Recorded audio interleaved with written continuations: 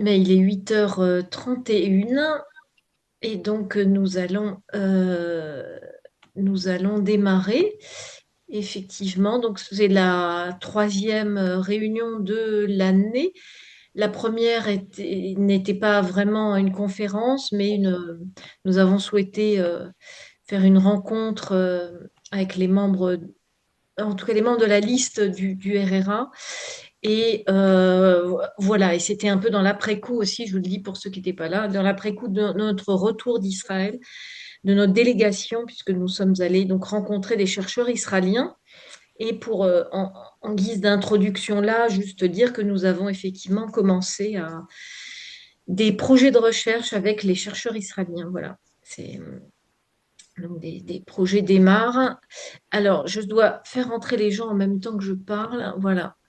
Et je vais mettre Martine en, en co-hôte, comme ça, si. Donc, voilà, donc on est très content. Et on a reçu le mois dernier Daniel Siboni. Et nous recevons donc Julien Longhi pour la donc, deuxième conférence du cycle de conférences sur la haine comme idéologie politique.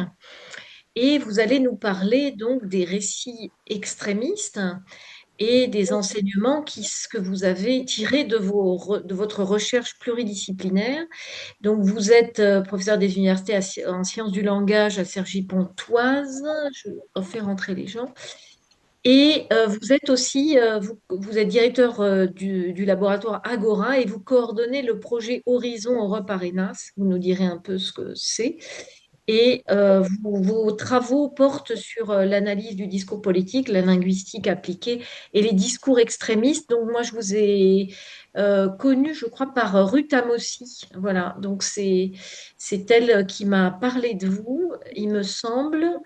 Et en tout cas, c'est suite à mon échange avec Ruth Amossi, qui est chercheur en Israël, qui est un linguiste, et que j'ai connu vos travaux. Voilà. Donc, on va vous laisser la parole pendant une demi-heure, trois quarts d'heure, et ensuite, nous allons échanger, vous poser des questions, et voilà. Merci à vous, en tout cas, d'être là. Merci beaucoup. Ben, merci pour cette introduction et merci pour les aux personnes qui assistent à cette conférence.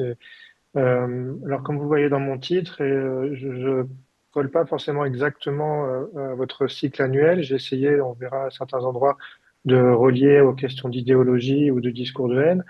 Mais je voulais aussi voilà, mettre en partage et en discussion certains travaux qui sont en cours aussi. Donc voilà, certains ne sont pas encore finalisés et ils sont en cours d'élaboration, d'où l'intérêt aussi de les mettre en discussion. Et comme vous le disiez aussi, qui sont en lien avec une commande quasiment directe, puisque c'est la réponse à un appel à projet de l'Europe qui finance un certain nombre de projets comme beaucoup le savent probablement, avec des thématiques déjà imposées et qui permettent aussi d'aiguiller sur des tendances de recherche essentiellement novatrices pour les chercheurs, mais surtout d'utilité générale pour les décideurs politiques, les institutions, notamment puisqu'on doit produire aussi un certain nombre de contenus et de documentation à destination non pas seulement de la communauté universitaire, mais aussi d'un certain nombre de cibles qu'on identifie dans le projet. Donc, je parlerai aussi un petit peu de ça et montrer aussi, bien que mon point de vue soit celui d'un linguiste et d'un analyste du discours, la nécessité aussi et l'intérêt de collaborer avec d'autres disciplines pour nourrir nos connaissances. Donc, voilà, il y aura beaucoup de choses qui seront un peu méthodologiques ou un peu générales, on va dire, qui ensuite peuvent se décliner dans des applications spécifiques. Je donnerai voilà, un cas d'étude à la fin, plus particulier et récent. Mais globalement, ça sera aussi pas mal de réflexions pour essayer d'introduire cette question de l'analyse des discours, de la question des récits extrémistes, mais pas seulement des discours, pour peut-être voilà euh, mettre en discussion ces concepts-là et voir s'ils ont une utilité aussi dans le cadre de vos travaux. Alors, juste pour montrer, c'est pas en lien avec les partis eux-mêmes en particulier, je vais pas rentrer du tout dans de la politique politicienne, notamment dans le contexte français, parce que il y a beaucoup de polarisation et beaucoup de débats autour de ça. Mais ce qui m'avait intéressé récemment, donc il y a un peu moins de 2 ans, c'est les discussions, donc un peu métadiscursives, donc quand on interroge les mots qui sont choisis ou métalinguistiques sur le choix de la catégorie extrémiste ou extrême, ou l'extrême droite, ou voire extrême gauche, pour désigner, pour catégoriser un parti. Et le succès électoral à l'époque, en tout cas des européennes du Rassemblement national, a fait réémerger en tout cas des discours euh, chez les uns de défense, chez les autres d'attaque, de l'opportunité de catégoriser ce parti comme un parti d'extrême droite.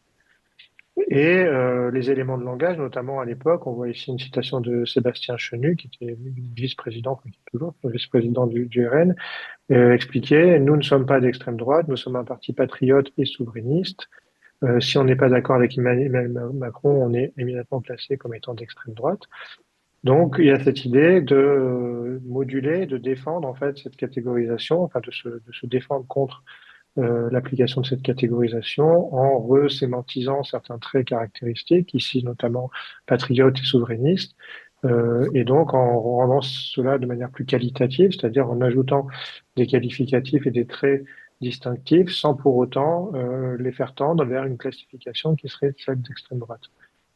On a inversement des personnes qui, comme ici une politologue, Valérie Gounet, qui, dans le même article, je ne sais plus de quel journal j'avais pris, indiquait que quand on affiche comme premier marqueur de la lutte contre l'immigration et la sécurité, on ne peut pas être placé comme un parti de la droite traditionnelle. Et donc là, inversement, une thématique forte programmatique d'un parti en ferait un parti d'extrême droite. Donc on voit que cette catégorie, cet étiquetage d'extrême ou d'extrémiste, il est mis en débat et il nécessite d'être argumenté, d'être défendu, au contraire d'être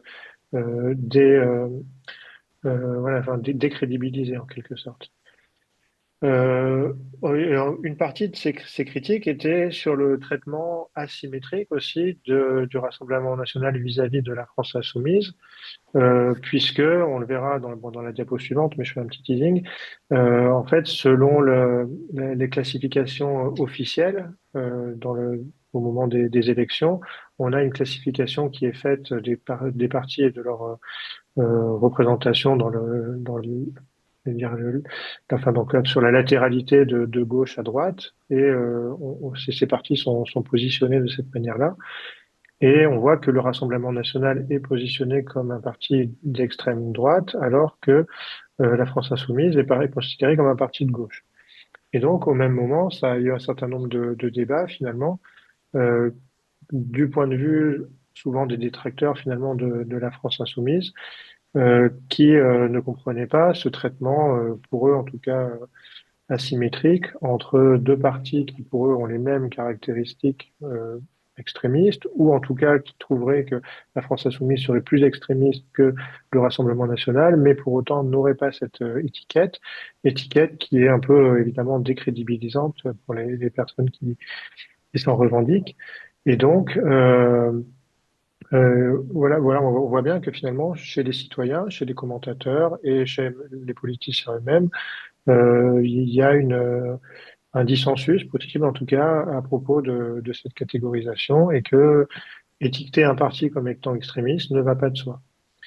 Voilà, et donc là, on a la classification officielle du Conseil d'État qui était prodiguée avant les précédentes élections, où on voit donc les partis d'extrême gauche sont les partis en général trotskistes ou révolutionnaires, mais que la France insoumise, j'ai lu récemment là encore des choses à propos dans le cadre des municipales, où voilà, leur but n'est pas enfin, d'être révolutionnaire en tant que tel, c'est plutôt réformiste, et donc du point de vue des constitutionnalistes en tout cas, ils le jugent comme étant un parti de gauche et non pas d'extrême gauche.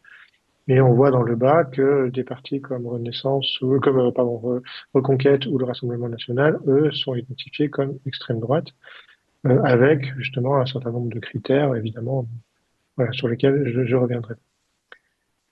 Et donc, bon, à ce moment-là, en fait, ce sujet m'avait beaucoup intéressé. J'avais fait un petit article que vous pouvez trouver en ligne, comment reconnaître comment vraiment reconnaître un discours extrémiste, qui va justement, de manière beaucoup plus synthétique, reprendre les éléments que je vais vous mentionner par la suite, et qui est cette idée de se demander si on peut se doter de critères discursif, textuel, linguistique pour mesurer le degré d'extrémité, en quelque sorte, d'un discours, étant entendu que moi, je suis pas politologue et je fais pas forcément l'analogie entre un discours extrémiste et un parti extrémiste. Voilà, on peut tenir des discours extrémistes sur un certain nombre de sujets sans forcément être complètement radicalisé ou extrémiste soi-même, et on peut tenir des discours extrémistes sur des sujets très très variés. Voilà, dans le domaine de l'écologie, dans le domaine je sais pas, du véganisme, par exemple, on peut très bien imaginer que, bien que les intentions soient louables pour la sauvegarde des espèces ou la sauvegarde de la planète, on tienne des discours qui soient extrémistes au sens où je vais les définir par la suite. Donc, moi, mon positionnement est en lien avec le projet pluridisciplinaire dont je vais parler, c'est d'analyser linguistiquement les discours et d'essayer de faire émerger des caractéristiques qui permettent de définir et de caractériser ce que serait un discours extrémiste et ce qui n'en serait pas un. Mais évidemment, ensuite, le travail n'est pas forcément fini puisqu'il faut aussi une compréhension historique, politique, sociologique, peut-être de tous ces événements-là, pour ensuite pouvoir avoir une représentation robuste et complète de l'objet qu'on analyse, qui est un objet donc un peu protéiforme et avec plusieurs facettes. Alors, quand on s'intéresse au discours extrémiste, et c'est là où ça rejoint aussi un petit peu vos travaux, il y a cette question finalement de l'idéologie et de certains, en tout cas, discours traditionnellement dits comme, enfin, qualifiés d'extrémistes. Et là, j'ai repris dans un livre de Claudine Moïse et Nolwenn Lorenzi Bailly qui ont fait une sorte d'abécédaire un peu des discours de haine et elles ont défini notamment un certain nombre de termes. Et il me semble que cette citation est dans leur introduction où elles disent que ce soit à travers donc l'antisémitisme, le négationnisme, le racisme, le sexisme ou encore les violences des manifestations d'opposition, comme les Gilets jaunes, la haine semble traverser bien des discours. Encore faut-il la définir et tenter d'en comprendre les mécanismes en discours, notamment dans une perspective performative. Donc c'est en cela que s'attache le groupe de recherche DREN, qui est un groupe auquel je fais partie et qui est d'ailleurs à l'initiative du projet européen dont on parlait tout à l'heure. La définition donc des discours de haine a été notamment définie par le comité des ministres du Conseil de l'Europe comme une expression donc qui va couvrir toute forme d'expression qui propage, incite et promeuve ou justifie la haine raciale, la xénophobie, l'antisémitisme ou d'autres formes de haine fondées sur l'intolérance, y compris l'intolérance qui s'exprime sous forme de nationalisme agressif, d'ethnocentrisme, de discrimination, d'hostilité à l'encontre des minorités, des immigrés, des personnes issues de l'immigration, etc. Donc en ce sens, le discours de haine euh, concernerait la haine ethnique, raciale, religieuse, l'homophobie, le négationnisme, le révisionnisme, l'apologie des crimes de guerre, la violence et le terrorisme. Et donc on voit que derrière le syntagme de discours de haine, c'est quelque chose qui est vraiment très protéiforme, à la fois du point de vue des catégories qui sont visées, à travers aussi les types de marqueurs linguistiques qui peuvent apparaître avec plus ou moins de violence verbale, par exemple, avec des charges idéologiques plus ou moins fortes. Et donc, c'est un concept qui est voilà, assez difficile, à mon sens, à appréhender, mais qui est forcément assez opératoire et intéressant. Et donc, on va aussi mobiliser dans le cadre de l'analyse des discours extrémistes. Et donc, du point de vue un peu plus réflexif, si on peut dire, on se rend compte qu'il y a une bibliographie maintenant qui est quand même assez importante sur l'analyse du discours de haine ou l'analyse des discours haineux, notamment dans le cadre du groupe DREN. Vous pouvez aller voir notre site internet, il y a une page avec des ressources qui commencent déjà à être assez nombreuses, en langue française en particulier. Donc évidemment, du point de vue international, tout ce qui va être hate speech, il y a beaucoup, beaucoup de choses aussi. Euh, D'un autre côté, il y a beaucoup de choses aussi sur les discours des partis ou des candidats qui vont être catégorisés comme extrémistes, au sens le discours le péniste, le discours d'extrême gauche, révolutionnaire, etc. Donc il y a des travaux comme ça ponctuels sur des entités politiques qui commencent à être assez nombreuses. Mais il y a peu en fait de travaux sur le discours extrémiste en tant qu'objet ou les discours extrémistes. Euh, donc en fait, généralement en fait, c'est des études qui s'incarnent sur des études de cas, de personnalités politiques, mais pas sur ce concept. En tout cas, c'est ce qu'on a relevé de discours extrémiste d'une manière générale. et encore moins sur ce qu'on va appeler les récits extrémistes. Donc on va voir par la suite, mais cette notion de récit qui finalement emprunte aussi à la narratologie et va mettre en scène des représentations du monde et des expériences avec un certain nombre de traits propres au récit, donc des acteurs, des actants et des actés, par exemple, donc des personnes qui investissent des rôles, avec, comme peut avoir dans tout type de récit, des adjuvants, par exemple, qui vont aider et des opposants vis-à-vis desquels il faut se battre, avoir une certaine quête ou la recherche de quelque chose, par exemple. Enfin, donc derrière cette notion de récit, finalement, il y a quelque chose de plus structural aussi que dans la simple notion de discours et qui est intéressant parce que ces récits, ils ont une force évocatrice, ils permettent aussi, enfin, ils ont un fort, euh, une efficacité dans la manière de percevoir le réel et de le mettre en représentation grâce à ces schèmes narratifs notamment, ce qui fait qu'ils ont une grande prégnance dans le déploiement de certaines idées, voire idéologies, et dans la cristallisation de certains phénomènes. Donc on va voir justement qu'en essayant de s'intéresser à cette question des récits extrémistes, on va rentrer par le versant textuel, linguistique, discursif, mais on va pouvoir justement tisser des ponts assez facilement avec l'histoire, puisqu'il y a cette question de la circulation des récits à travers le temps et l'espace notamment, et puis l'efficacité aussi de ces récits du point de vue politique. Qu'est-ce qu'ils font au niveau de la structure sociale? En quoi est-ce qu'ils clivent, ils sédimentent, ils permettent de tracer des communautés, voilà, des regroupements idéologiques. Voilà, donc pour en dire un petit peu plus, le projet précis dont je vais vous parler concerne justement cet appel du projet Horizon Europe, donc voilà, qui est en anglais là, mais enfin, on va passer rapidement dessus, mais dont l'idée c'est d'analyser justement les différentes formes à la fois de discours et de récits extrémistes, leur dynamique, la manière dont ils peuvent disrupter, en tout cas voilà, impacter, en prenant en compte des spécificités nationales liées à des contextes historiques, sociaux, culturels, la circulation, notamment à travers l'Europe, mais pas que. Donc on peut aussi s'intéresser à des dynamiques, évidemment, et il peut y avoir des liens par exemple avec les États-Unis et les tendances qu'on peut y observer. Et puis, quand je parlais de pluridisciplinarité, essayer de s'intéresser d'une manière à la fois psychologique, comment ces récits extrémistes jouent finalement sur la perception des citoyens en tant qu'individus, au niveau sociologique, comment est-ce que ça structure peut-être le corps social, euh, et ainsi de suite.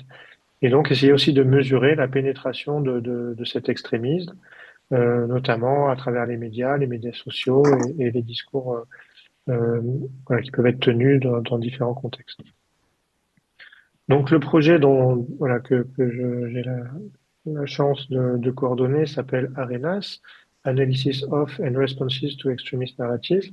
On a pareil, on a un site web, je vais vous montrer quelques exemples avec des ressources qu'on met à la disposition du plus grand public, avec cette idée de voir comment est-ce que les récits extrémistes vont affecter la vie politique et sociale, donc essayer de les comprendre, de les analyser, et ensuite on a, pour des raisons d'envergure du projet, voilà, c'est quelque chose d'assez gigantesque. Donc, on a restreint à trois thématiques qui sont la science, le genre et la nation, parce que c'est des sujets qui ensuite nous permettent d'adresser à la fois des cas d'études assez spécifiques sur certains collègues du cours social avaient déjà traité en partie, donc avaient déjà un savoir-faire dessus, et puis de pouvoir ensuite, voilà, plus spécifiquement repérer des phénomènes. Par exemple, sur la question de la science, ça peut aller voilà, de l'extrémisme en lien avec les vaccins, le changement climatique, ce genre de choses. Et donc, voilà, c'est complètement différent, évidemment, des choses liées à la nation. On va avoir des questions d'identité nationale, d'immigration. Le Brexit ça pouvait en faire partie, par exemple. Et puis sur les questions de genre, qui peut être, voilà, des questions de discrimination envers les femmes, par exemple, jusqu'à des choses voilà, un peu plus spécifiques ou récentes. Voilà, mais en tout cas, assez varié. Le projet donc a un certain nombre de partenaires, vous voyez, assez variés en Europe, de l'Espagne jusqu'à Chypre et de Helsinki à l'Italie, en passant par la France et l'Allemagne. Voilà, ce qui nous permet aussi de couvrir des cas nationaux et puis les pays de l'Est avec la Slovénie. Et puis on a des spécialistes dans les pays qui sont spécialistes d'autres pays. Par exemple, on a des collègues historiens qui sont spécialistes de l'histoire de l'Europe de l'Est, par exemple, et qui peuvent couvrir la Serbie, la Croatie, etc. Voilà, donc avec cette idée d'avoir une approche multiniveau et puis multiculturelle aussi. Et donc, dans ce cadre de ce projet, donc, qui est très vaste, hein, si vous, encore une fois, ça vous intéresse, vous pouvez regarder sur le site les différentes explications. Mais on travaille ce qu'on appelle avec des work packages, donc on partitionne un peu le travail en morceaux cohérents. Et donc, on a le work package 2, qui est en fait le premier work package scientifique, puisque le numéro 1, c'est celui de coordination et de management du projet. Et donc, le 2, c'est cette question de caractériser et détecter les récits extrémistes, et c'est un peu ce dont je vais parler, définir des critères, justement, en testant un certain nombre de définitions. Et donc là, une partie de ce que je vais vous présenter aujourd'hui, c'est le lié à une revue de littérature assez importante qui a été coordonnée par les collègues allemands de Düsseldorf. Ensuite, c'est essayer d'identifier des motifs récurrents, des patterns des discours de haine, notamment, des discours extrémistes, pardon, et puis ensuite les connecter aux récits extrémistes, c'est-à-dire est-ce qu'on peut retrouver des motifs, des éléments linguistiques spécifiques qui indiquent l'extrémisme, qu'ensuite on pourrait retrouver comme des régularités finalement dans les récits extrémistes. D'une manière très formelle aussi, c'est les collègues de Chypre qui font ça. On essaye de développer un schéma d'annotation dans lequel on va ensuite très précisément indiquer les caractéristiques de l'extrémisme. Par exemple, je vais vous parler tout à l'heure de la dichotomie entre ce qu'on appelle l'in-group et l'out-group, donc le fait d'avoir un groupe intérieur se sent évidemment légitime, mais victime, ou en tout cas, euh, voilà, oui, victime, on va dire, d'un groupe extérieur vis-à-vis duquel il faut se défendre. On a élaboré une liste d'annotations pour annoter quand on analyse des corpus, des messages sur les réseaux, des journaux, etc., les types de groupes intérieurs qu'on a pu repérer, donc qui peuvent être des groupes au niveau de la nation, mais qui peuvent être aussi au niveau de certaines idéologies, de certaines catégories socio-professionnelles, de certaines postures qui sont énoncées dans les discours. Donc en fait, on essaie d'être par un travail préalable d'enquête et puis d'analyse de corpus, de faire émerger le plus de catégories descriptives possibles. Et ensuite, une fois qu'on a notre schéma d'annotation, on applique des données pour essayer de voir qu'est-ce qui structure, qu'est-ce qui est récurrent à travers nos corpus. Donc il y a un côté un peu expérimental aussi, qui est à la fois d'élaborer une grille d'analyse en quelque sorte à travers un certain matériau à la fois bibliographique et une sorte de pilot, comme on dit, c'est-à-dire une étude un peu prospective. Et ensuite, une fois qu'on a ça, appliquer le schéma qui a été validé à un jeu de données plus important pour essayer de repérer des choses consistantes et régulières.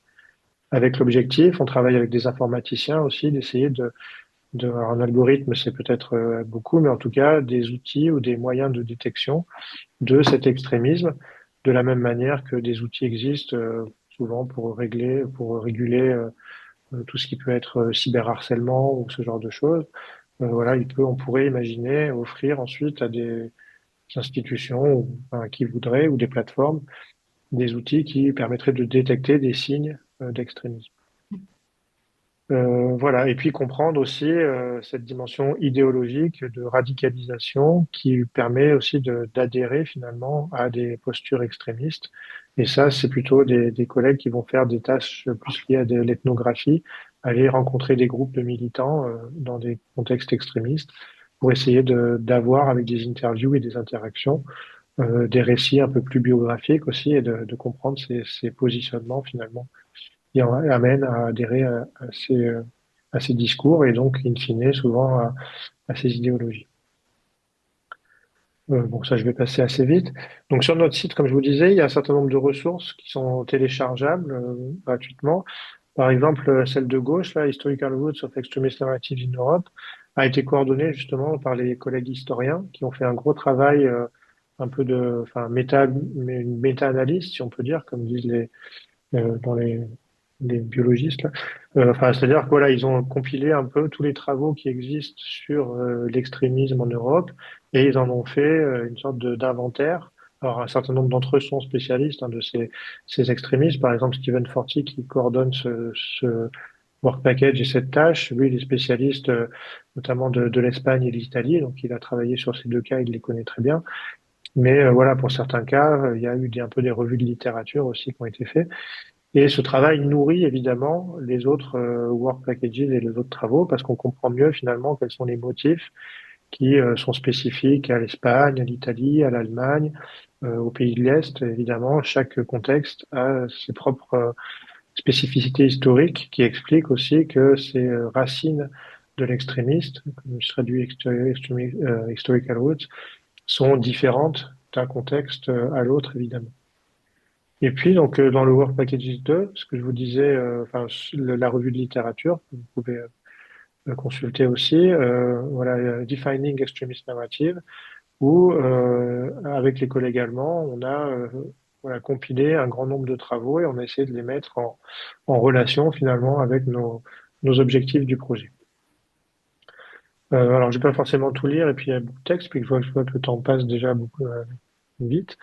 Voilà, donc l'idée en tout cas, c'est qu'on considère l'efficacité des récits extrémistes comme un phénomène fondamentalement discursif, donc en lien avec les discours, et on essaie d'identifier et caractériser leur dimension linguistique et plus largement sémiotique, au sens où c'est pas forcément que de la langue, parfois ça peut être de l'image, ça peut être la relation texte-image, ça peut être de la vidéo, on voit de plus en plus avec les nouveaux médias, des éléments symboliques, des pictogrammes, des choses qui font des allusions à d'autres choses, voilà, de la connivence. Voilà, donc les récits extrémistes doivent être distingués des discours de haine, et il faudra d'ailleurs définir précisément extrémistes, et les récits doivent être distingués des discours. Donc le double enjeu pour nous, c'est finalement de passer d'une bibliographie assez large sur la haine à l'extrémisme et de passer du discours au récit. Donc voilà, on va plaider pour une prise en compte des différences conceptuelles et formelles, qualitatives et quantitatives, qui se concentrent sur les lacunes des définitions du discours de haine par rapport à celles du discours extrémiste. Euh, voilà, donc il y a une forte charge dans le notion du discours discours de haine, alors que le discours extrémiste, on le verra, a plutôt une dimension enfin toujours un peu comparative, ou en tout cas relative. Si on peut pas comparative, mais relative. C'est-à-dire que c'est toujours extrémiste par rapport à quelque chose. Où il y a toujours cette idée de distance, de polarité, euh, potentiellement de radicalisation aussi, mais il y a toujours quelque chose de dynamique finalement, quelque chose qui s'étire et quelque chose qui passe un seuil aussi. Voilà, on n'est pas extrémiste juste au moment où il y a une sorte de point de bascule, d'éloignement qui fait que un positionnement va devenir extrémiste. Donc pour aller un peu plus vite et concrètement, les points clés du début de la revue de littérature, plus au niveau, alors c'est plus des politologues ou des gens des sciences de la communication, va indiquer que la formation d'attitudes extrémistes peut être décrite comme un processus de radicalisation. Donc ça, c'est intéressant parce que c'est des termes qui sont un petit peu synonymes parfois, en tout cas qui peuvent être employés l'un à la place de l'autre. Donc l'idée de radicalisation, comme le dit le mot, enfin, en sion d'ailleurs, c'est que c'est une sorte de processus, c'est-à-dire que voilà, qui fait passer d'un état à un autre état et que par ce processus de radicalisation, on peut atteindre une attitude qui va être décrite ensuite comme extrémiste. Encore une fois, selon cette définition, je sais bien, enfin, souvent, il y a beaucoup de bémols aussi parce que, enfin, pas de bémol, mais en tout cas de précaution, que selon le point de vue d'où on parle, on peut avoir des définitions différentes. Et le but, c'est pas de dire que c'est la seule et l'unique des définitions.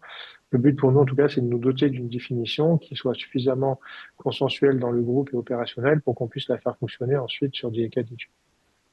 L'extrémisme, donc ça, on est tous plus ou moins d'accord avec ça et on le fait fonctionner, repose sur la démarcation d'un groupe intérieur-supérieur, donc qui va en tout cas de son point de vue, qui va se décréter comme étant supérieur, plus méritant, meilleur, voilà, par rapport à un groupe extérieur. Donc en gros, il y a une sorte de dichotomie dans la représentation du réel.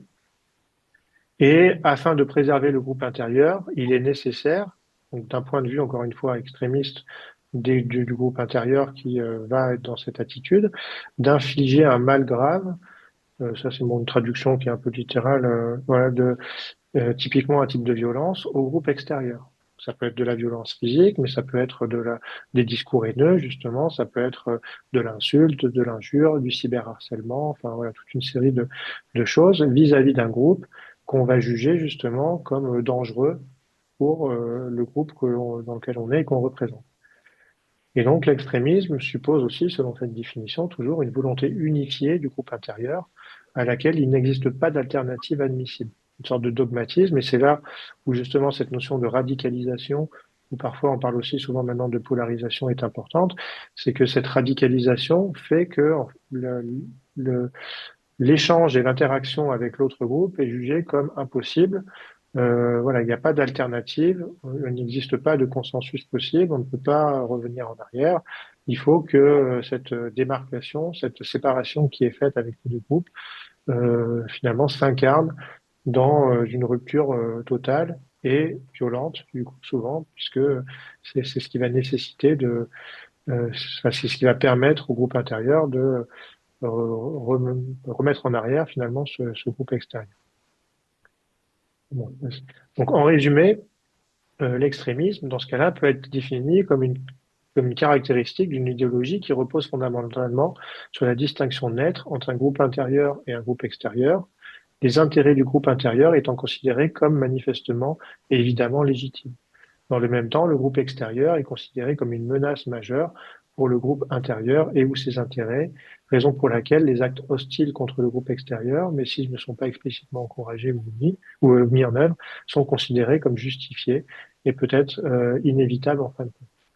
Dans un certain nombre de discours, par exemple en lien avec l'immigration, enfin contre l'immigration, on voit que les propos qui sont tenus par, on entend des termes comme français de souche, par exemple, ou ce genre de choses, mettent à distance des personnes qui seraient jugées dangereuses pour l'identité, enfin voilà, pour la pureté des Français de souche entre guillemets, et donc cette division, cette hostilité, on ne peut pas les assimiler, on ne peut pas les accueillir va conduire à des menaces, à des injures, à des propos haineux et parfois même à des violences physiques dès lors que ces personnes arrivent ou sont accueillies, par exemple. Et donc, voilà, ça peut conduire à de la violence physique aussi.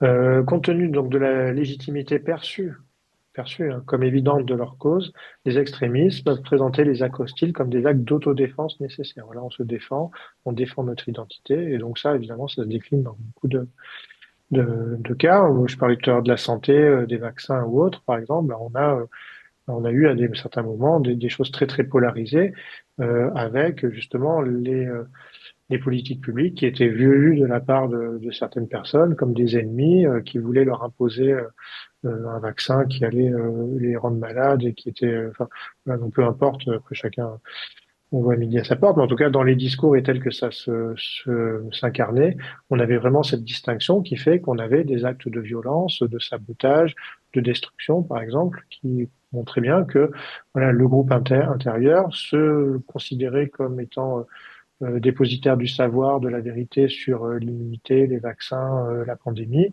ne voulait pas écouter ce que disait l'autre groupe et pour se radicaliser, donc pas de discussion possible, pas de consensus, et devait prendre des mesures pour pouvoir arrêter la nuisance, entre guillemets, de ce groupe. Donc là, on est plus au niveau du contenu, évidemment, donc, enfin, en tout cas de la structure. Donc, et en fait, ce qui nous intéresse par la suite dans ce cadre-là, c'est que on s'intéresse à la question des récits, parce que justement, le fait d'avoir des groupes intérieurs, des groupes extérieurs, des actions et tous ces schèmes se prêtent très bien finalement à une dimension narrative. Donc les récits, qu'est-ce qu'ils font? Eux, ils conceptualisent et ils façonnent des morceaux de réalité, et y compris des séquences d'événements et des scénarios complexes, conformément aux valeurs et aux convictions des locuteurs. Donc ils sont utilisés pour la communication stratégique, comme le cadrage par exemple.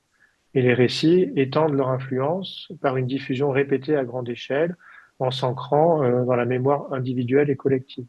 C'est ça que, par exemple, le fait de recourir à un passé glorieux, par exemple, auparavant, c'était comme ça, enfin, et donc un temps passé dans lequel la situation était différente. Ensuite, il y a eu une rupture à cause de quelqu'un, à cause de quelque chose, souvent là haut de groupe. Et donc ensuite, si on veut retourner à cet état paisible ou cet état rêvé, idéalisé des good old days, comme on dit, eh ben, il va falloir réagir contre ceux qui nous ont menacés, qui ont créé ces difficultés. Et donc, on rentre dans une sorte de logique, en tout cas un schéma narratif, par exemple, qui est voilà, inspiré un peu de nostalgie et le déclinisme aussi, voilà, qui en fait, à chaque époque, on a son propre déclinisme. Donc, chaque période est le déclin de la période d'avant, souvent. Et en fait, c'est pareil, c'est une sorte de schème un peu répétitif qui consiste, alors peut-être qu'il y a des bonnes raisons dans certains cas, mais en tout cas, du point de vue rhétorique et narratif, toujours cette question d'une rupture, en fait, et qui induit un passé glorieux, en tout cas rêvé. Et donc, le fait d'avoir cette dichotomie entre le passé et le présent va permettre d'introduire ce déclin et donc trouver des coupables, des victimes, des raisons de se défendre. Et donc, voilà, tout ça rescénarise en quelque sorte ces motifs-là. Et donc, les récits sont très propices finalement à véhiculer des idéologies. Et c'est là où c'est intéressant, peut-être, enfin, en tout cas, j'espère, par rapport au lien avec la thématique de votre séminaire. Donc, une idéologie comme un ensemble relativement fermé et intrinsèquement cohérent de croyances et de valeurs qui guident les choix politiques, éthiques et moraux. Donc, les idéologies, elles peuvent sous-tendre ou être soutenues et donc reflétées par les récits. Donc ça, il y a parfois une intrication très forte. En fait, les récits se rapportent implicitement aux idéologies, au sens où leur mécanique va incarner ou va révéler une proportion idéologique. Alors que l'idéologie d'une certaine communauté reste relativement stable à travers les locuteurs, les périodes et même les discours, les récits sont généralement liés à des groupes spécifiques de locuteurs et de discours. Donc les discours, les idéologies ont une dimension peut-être plus stable, plus voilà, et les récits en fait s'adaptent, évoluent pour coller de plus en plus aux communautés et être à même en fait d'avoir ce pouvoir de conviction et de reconnaissance qu'ils vont avoir. Bon, alors, je vais passer très vite, mais là, on parle des idéologies et juste, enfin, en analyse du discours, on a aussi toute une série de travaux, de théories sur l'idéologie. Et je voulais juste vous montrer, faire une petite digression, parce que justement, pour à la fois relativiser mon propos et voir qu'en fait, il y a plein de clés, de concepts, etc., qu'on peut utiliser. Georges Elias Safati, avec donc, qui je travaille beaucoup, on a fait plusieurs livres ensemble. Il a beaucoup travaillé sur les notions de la question du sens commun, alors qui vient de la philosophie, mais vraiment du point de vue discursif. Et il a travaillé sur une certaine partition avec ce qu'il appelle le canon, la vulgate, la doxa et l'idéologie. Et dans son modèle scientifique, donc il explique qu'il n'y a pas de discours idéologique, mais seulement des usages idéologiques de certains discours. Et il parle de processus d'idéologisation, ce qui rompt pas mal avec une représentation très sémantique ou thématique des idéologies. On ne parle pas de l'idéologie libérale, par exemple, on va avoir des choses en lien avec le travail, avec les libertés, enfin ce genre de choses. Et là, en fait, ce que dit Sarfati, c'est que le discours idéologique, c'est plus une forme en fait qu'une substance. Et donc, il donne un certain nombre de critères, bon, qui sont très élaborés théoriquement, mais par exemple, il explique que le discours idéologique, il feint de gommer tout mécanisme d'embrayage, toute dépendance. En fait, pour dire ça simplement, c'est prétendre l'intemporalité, une sorte de discours d'évidence. En fait, pour lui, le discours idéologique ne va pas s'ancrer contextuellement. Il ne va pas avoir non plus critère numéro 2 d'hétérogénéité. Il ne va pas citer, il ne va pas référer à quelque chose. Il est universel, il est homogène. Voilà, il a un côté fondateur finalement. Il est atemporel aussi au sens où il est valable tout le temps, à toutes les périodes, puisque voilà, ça a une valeur de vérité en quelque sorte. Et puis il ne réfère qu'à lui-même, c'est son propre canon. Il n'a pas il n'est pas alimenté extérieurement. Et puis voilà, il peut s'énoncer aussi de différentes manières. Enfin voilà, il y a un certain nombre de critères. Et moi, j'avais travaillé là-dessus en essayant d'implémenter des règles en fait qui permettraient de automatiquement de détecter. Oui, je parlais tout à l'heure, on parlait d'identification. Donc, qu'est-ce qui ferait que quand Georges Sarfati dit la partie dialectique de l'idéologie est celle d'un état de discours qui feint de gommer, etc., etc. Linguistiquement, comment ça se voilà. Donc, moi, je m'étais dit, il faudrait qu'on n'ait pas dans ce type de discours des marques de DXIS type ici, là-bas, maintenant, etc. Parce que c'est des marques qui ancrent les discours. Pas non plus de sujet d'interlocution, je tue, puisque c'est quelque chose d'assez impersonnel, un discours d'évidence. Et donc, avec des collègues informaticiens, on avait essayé de modéliser ça vous voyez, on avait fait des règles comme ça qu'on avait implémentées avec des outils informatiques, donc je vous passe le détail. Mais tout ça pour vous montrer que bah, ça marchait assez bien parce que on avait réussi. C'est comme un tamis en quelque sorte. On avait travaillé avec des tweets politiques. On avait mis ça avec les règles de Sarfati et puis il y a d'autres outils pour nous aider. Et on récupérait des messages, vous voyez, qui sont comme ça. La force de la volonté rend possible l'action et permet de soulever des montagnes. Les solutions, on les connaît. Il manque le courage. Donc là, ça répond à mon avis assez bien aux critères de Sarfati au sens où euh, c'est un discours un peu d'évidence. La force de la volonté rend possible l'action et permet de soulever des montagnes. Bon, c'était vrai il y a 10 ans, ce sera vrai dans 10 ans. Enfin, en tout cas, ce sera pas faux. On peut dire que c'est vrai, on peut dire que c'est faux.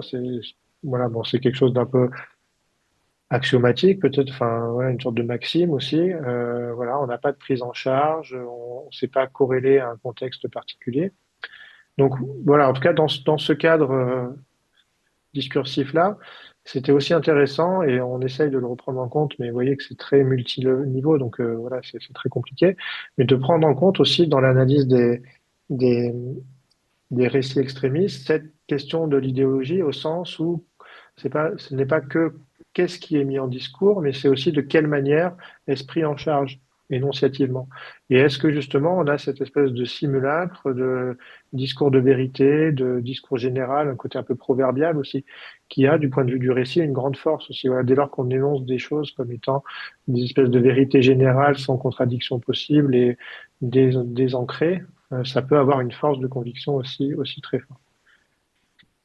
Voilà, donc on revient à nos narratifs et à nos discours, mais en tout cas, on travaille aussi sur cette distinction qui est assez complexe. Attends, je retire un message. Oui, oui, je vous donnerai bien sûr. Alors, il a un site, hein, Georges Elias Sarfati, dans lequel il a mis pas mal de ses travaux en ligne. Et pour celui-ci, c'est dans un livre qui s'appelle Matériaux philosophiques pour l'analyse du discours de mémoire. C'est un livre qui a été édité aux presses universitaires de Franche-Comté. Alors, il écrit dedans, mais avec matériaux philosophiques pour l'analyse du discours, je pense que vous trouverez facilement. Et normalement, il doit être en ligne sur le site de Georges Elias.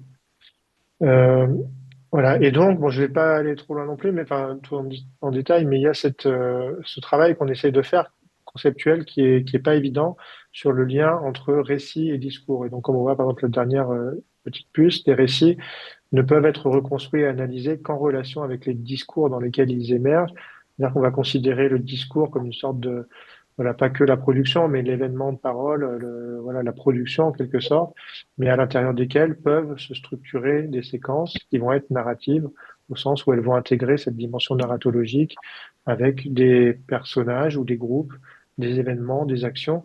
Et donc on essaye vraiment, et ça marche bien avec le côté annotation dont j'ai parlé, en fait on essaye de schématiser le plus possible ces différentes choses. Bon, je vais aller plus à mon exemple. Alors, juste pour vous montrer qu'il existe aussi des outils et des travaux sur l'automatisation, par exemple, de la détection des récits. Donc, c'est des choses qui nous inspirent aussi parce que ça peut aider. Vous voyez, où les informaticiens essayent de détecter automatiquement des personnes, des actions, des ordres causaux dans un document. Ça peut être aussi intéressant en termes de réflexion pour se dire, voilà, est-ce qu'on peut catégoriser des parties de texte comme étant rattachées à des séquences narratives. Il y a des outils aussi, un logiciel Trop qui est très très ancien, développé par Pierre Moulette il y a plusieurs dizaines d'années, qui a une fonctionnalité qui s'appelle rafale épisode et qui permet de voir dans un texte, j'ai une doctorante qui applique ça au débat politique par exemple, et c'est très intéressant parce qu'on a des séquences comme ça, on peut repérer, bah là c'est la fiscalité, là c'est la sécurité, là c'est l'écologie, parce qu'en fait ça regroupe des mots qui appartiennent en gros à des mêmes champs sémantiques, et donc ça va permettre de comprendre, et donc peut-être au niveau d'un récit, ça peut nous aider à découper aussi un texte en parties plus ou moins cohérentes sémantiquement, et ensuite nous aider à savoir bah, peut-être que tiens, dans cette partie, effectivement, on va trouver de l'extrémisme parce que les termes qui sont mis en débat sont de telle et telle nature. Donc pour résumer, voilà, on aurait les aspects extrémistes avec supériorité morale et victime du groupe présenté comme opprimé, infériorité et dangerosité du groupe extérieur, intolérance à l'égard des autres points de vue, et les aspects narratologiques que j'ai dit, donc l'acteur, le groupe intérieur-extérieur, les événements et la structure des histoires. Hop, je vais aller très vite. Voilà. Donc, pour vous, j'ai un petit exemple et puis je vais être à 45 minutes, donc j'arrêterai après pour laisser la place à des questions. Mais voilà, j'ai travaillé sur ce petit exemple qui est a priori anodin et amusant, donc qui est un tweet, enfin un post maintenant, puisqu'on ne dit plus de tweet, mais de Elon Musk, donc que vous connaissez peut-être, qui a été proche de Donald Trump il n'y a pas si longtemps, et qui est le PDG de Twitter X, justement, qui l'a racheté. Et donc, qui publie ce message, When it's been 5 minutes and you haven't asked for $1 billion in aid, et donc la tête de ce jeune homme. Donc ça paraît être un trait d'humour, et en fait, de mon point de vue, ça c'est vraiment l'intégration finalement d'un récit extrémiste et tout ce que justement on peut générer d'interprétation et retracer finalement à la fois la structure et la chronologie d'un récit. Alors, il y a déjà un lien avec la culture Internet, donc ça qui est juste pour savoir que ça existe, c'est qu'on a cette espèce de mème qui a beaucoup circulé d'un jeune homme qui voilà est en classe peut-être à côté d'une jeune femme et puis il a cette espèce de veine proéminente et donc il y a eu même des générateurs de mèmes où les internautes pouvaient générer des petites blagues à propos de ça. Mais plus directement, donc si on reprend notre premier message, on voit qu'il y avait un travestissement de la tête du jeune homme. En fait, on a la mise en scène du visage de Zelensky à l'intérieur de ce mème qui reprend au niveau de When it's been 5 minutes and you haven't asked $1 billion in aid, qui reprend au niveau temporel, on peut recroiser, on a les dates des messages et les dates des vidéos, l'époque, enfin, et donc qui est tout pas résolu malheureusement, du président ukrainien qui, auprès des instances internationales, va faire des demandes d'aide pour aider les Ukrainiens à se défendre contre la Russie. Donc, vous voyez ici le sous-titre de la vidéo. Zelensky demande ce 5 billion every month from NATO. Donc, il y avait cette idée de demander de manière très récurrente une aide importante pour soutenir l'Ukraine. Et donc, on va avoir ce message qui finalement est alors une blague, enfin humoristique même, du fait du genre du même, évidemment, qui voilà ce côté un peu binaire, un texte, une image. Je disais tout à l'heure, c'est sémiotique et donc le sens se prend dans les deux. Et puis il y a le côté un peu chute en fait, puisqu'on lit le texte, on regarde l'image, on croise les deux, on interprète, on va sourire, s'apprête à sourire en tout cas parce que bah, on a fait la relation logique entre les deux. Et donc on retrouve déjà cette dichotomie des groupes entre, en tout cas avec le house qui serait l'out group, qui serait Zelensky ou en tout cas l'Ukraine et voilà donc d'un côté donc on a cette idée de se moquer de lui, de son expression, de son attitude, mais c'est difficile à détecter donc parce qu'il y a la relation texte-image, parce qu'il y a le second degré, et puis il y a besoin de ce qu'on appelle l'interdiscours, c'est-à-dire les discours qui circulaient, qui étaient présents au moment de ce discours. Donc comme je l'ai dit, voilà, ces messages récurrents, ces passages dans différentes instances, comme l'OTAN par exemple, où Zelensky allait demander de l'aide. Donc finalement, on peut déjà restructurer cette histoire de groupe avec le in-group, qui vont être les opposants à l'Ukraine, les soutiens, qui sont les opposants donc à l'Ukraine, ou les opposants au soutien à l'Ukraine, ou les pro-russes, ou les gens qui sont contre la mise en valeur de Zelensky. Donc en gros, tous ceux qui vont s'opposer d'une manière ou d'une autre à l'Ukraine, ou qui vont soutenir la Russie. L'outgroup, donc celui qui est jugé comme menaçant, dont on veut se défendre, c'est Zelensky, c'est l'Ukraine, mais c'est finalement indirectement aussi la communauté internationale qui soutient l'opposition à la Russie. Donc déjà, on a voilà deux blocs qui sont constitués, en gros les pros et les contre, et bah, les contre sont moqués, sont mis à distance, sont un peu humiliés justement avec ce même. Et puis, bah, grâce à cette histoire et ce narratif qui est construit, finalement, when it's been 5 minutes, etc. Donc, quand ça fait 5 minutes que t'as pas demandé 5 millions d'aide, voilà, il y a un côté moqueur, mais non seulement qui finalement construit les Ukrainiens, ou en tout cas le président ukrainien, comme un profiteur. Voilà, quelqu'un qui, de manière très récurrente, va demander des millions d'aide. Voilà, c'est quelqu'un qui profite peut-être du système. C'est quelqu'un, sinon, en tout cas, qui est faible parce qu'il est dépendant de l'aide quelqu'un qui va duper aussi ses soutiens, voilà, qui va abuser de leur générosité. Et d'une manière générale, finalement, c'est un récit, enfin un narratif parce que Musk a cette idée quand même à chaque fois de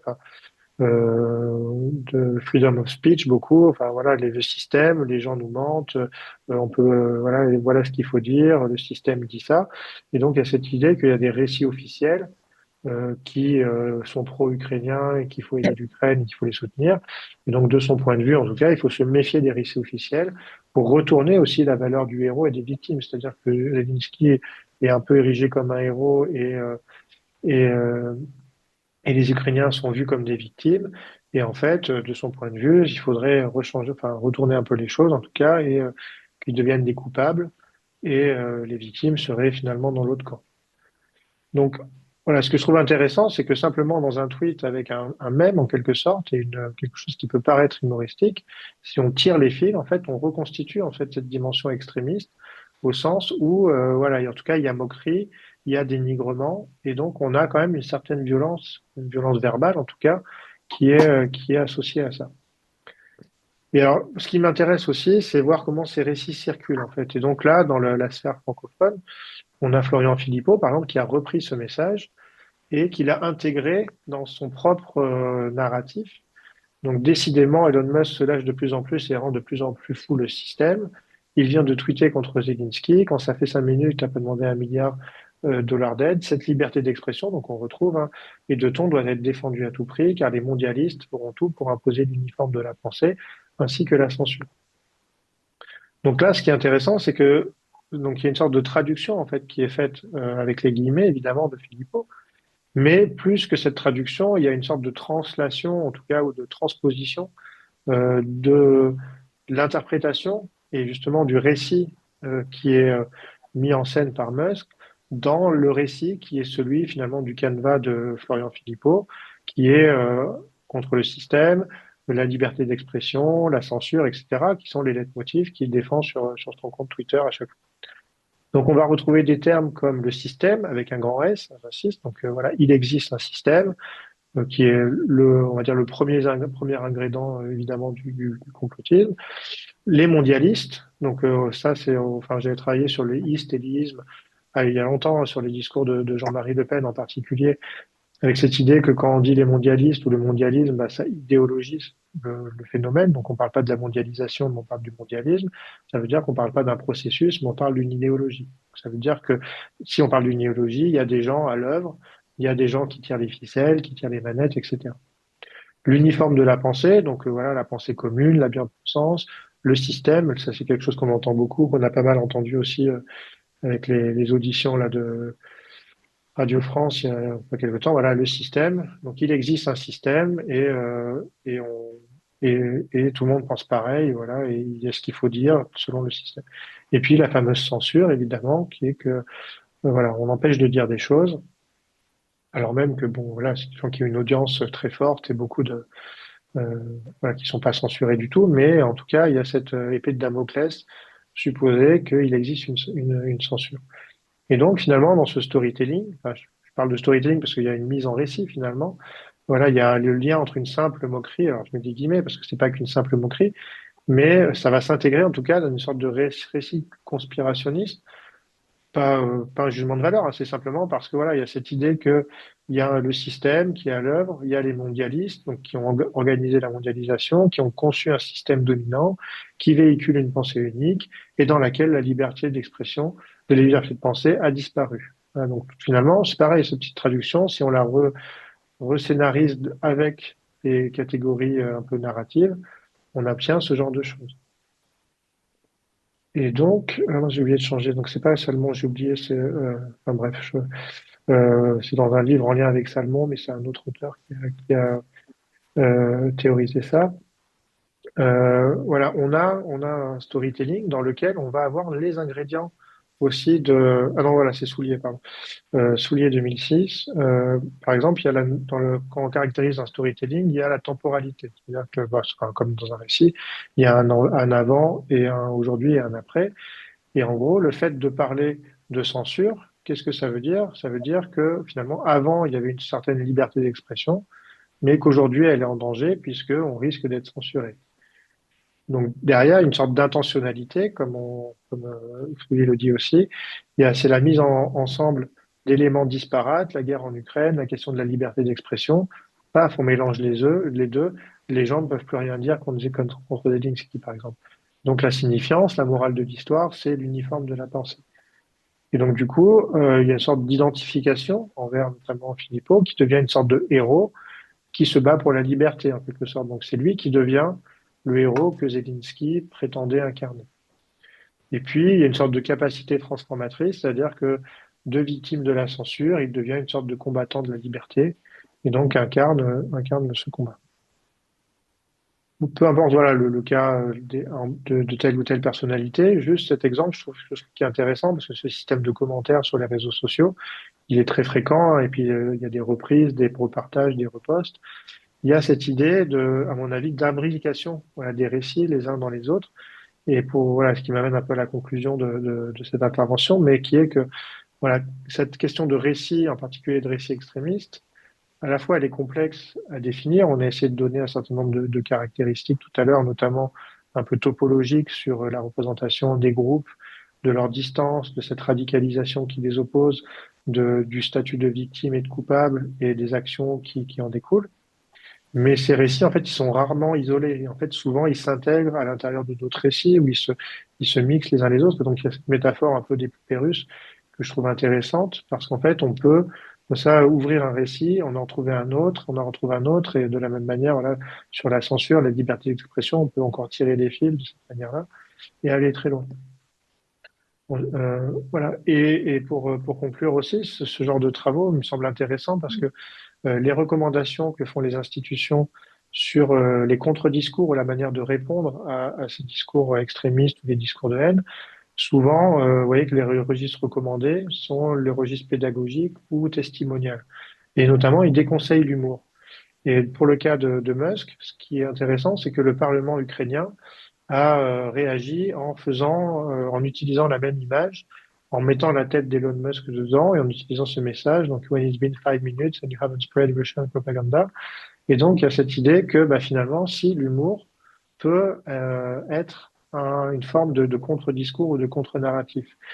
Et je pense que ça, c'est assez important. J'ai des doctorantes qui ont travaillé sur en particulier la radicalisation djihadiste ou la djihadosphère. Et en fait, elles ont bien montré que enfin, les stratégies d'embrigadement ou de séduction, d'adhésion se fondent sur des choses qui font intervenir les émotions, des trucs un peu hollywoodiens, des choses qui font appel à un certain nombre de codes voilà, auxquels les jeunes en particulier à cette époque-là étaient sensibles. Et les contre-discours gouvernementaux étaient un peu comme la prévention routière, quoi, très très informative justement. Et il y a une sorte de paradoxe. Elles ont fait un article, c'est Lorraine Renaud et Laura Ascon, si vous voulez chercher dans la revue Semen, donc sur la question des contre-discours. Et voilà, parce qu'elle, notamment Laura Ascon, elle a fait sa thèse sur le recours aux émotions dans les stratégies de radicalisation. Et donc, voilà, elle a beaucoup travaillé sur cette question de quelles émotions sont mobilisées pour radicaliser. Et donc, bah forcément, si les affects entrent en ligne de compte pour radicaliser, ils devraient peut-être entrer en ligne de compte pour déradicaliser. Et de la même manière que voilà, si on est séduit par quelque chose, par l'humour, et parce que bah, finalement on trouve ce format un peu humoristique séduisant et attrayant, peut-être qu'en termes de contre-discours, on sera plus convaincu par quelque chose qui va jouer sur le même registre. Donc c'est aussi important, à mon avis, de comprendre la nature des discours et la nature de ces narratifs extrémistes, haineux ou propagandistes pour aider aussi à une bonne fabrique de contre-discours qui seraient adaptés.